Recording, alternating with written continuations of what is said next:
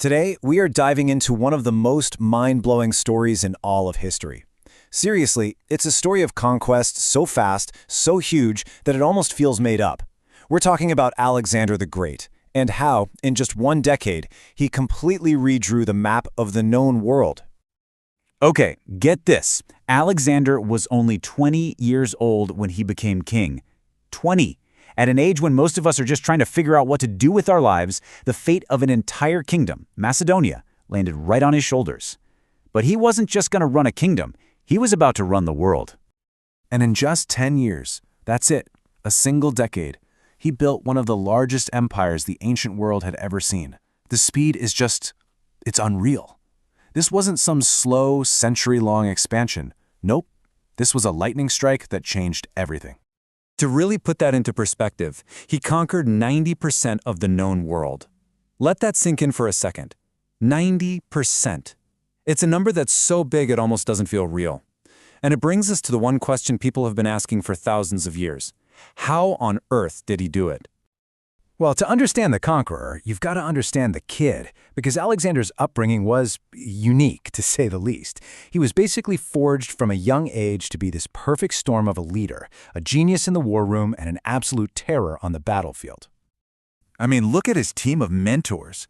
You've got Aristotle, literally one of the greatest thinkers in human history, teaching him about philosophy and politics. Then you have his own father, King Philip II, a military mastermind in his own right, drilling him in strategy from the moment he could walk. This mix of philosopher and warrior in one person, that's the secret sauce. That's what made him unstoppable. So once he had a firm grip on his kingdom, Alexander looked east, towards the massive Persian Empire. And what came next wasn't just a war, it was a 10-year blitz across 3 continents. The pace of it is it's hard to even wrap your head around. This timeline just shows you how wild it was. Within 3 years, he'd completely smashed the Persian Empire, a superpower that had been around for centuries.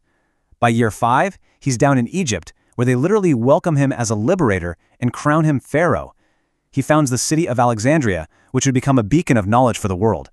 A few years after that, he's all the way in India, fighting epic battles with war elephants. The guy's momentum was just off the charts. But then, in India, at what they believed was the very edge of the world, the unstoppable force finally met an immovable object. And it wasn't an enemy army, it was his own men. After a decade of nonstop war, marching thousands of miles, his soldiers were just done. They were loyal, but they were exhausted. And they finally convinced their king, the guy who had never lost a battle, to turn around and head for home. Turns out even legends have their limits. So, Alexander turns back. He's the undisputed ruler of pretty much everything. But the story is about to take a sharp, unexpected turn. The man who had conquered every enemy was about to face something he couldn't fight. And this right here is the biggest mystery of his entire story. He's only 32 years old, at the absolute height of his power, planning his next moves from the ancient city of Babylon, when he suddenly gets sick and dies. Just like that. So, what happened? The short answer is, we still don't know for sure. The theories read like a classic whodunit. Was he poisoned by a rival who was tired of living in his shadow? Did he catch a deadly disease like malaria or typhoid fever? Or did a decade of brutal warfare, injuries, and pure exhaustion just finally catch up with him? It's one of history's greatest cold cases. You see, Alexander was the glue holding this massive, multicultural empire together. And without him, it just shattered. Almost immediately, his top generals, known as the Diadashi, started fighting among themselves, carving up his empire into pieces.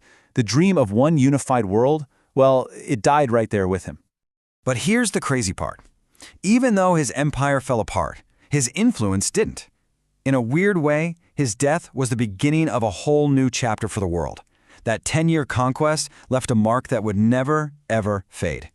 And this is his real legacy. It wasn't just about taking over land, it was about connecting it. He spread Greek language, art, and ideas all the way to India, which blended with local cultures to create something totally new.